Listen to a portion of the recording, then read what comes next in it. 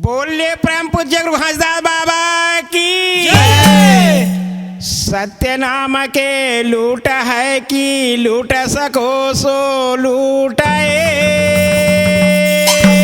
अन्य समय पछताओगे जब प्राण जाएगा छूट।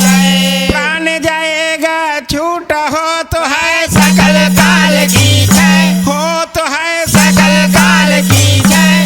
बारे बारे सब प्रेम से बोलो सत्य नाम साहेब। बोले परम पूज्य गुरु हंसदास बाबा की जय।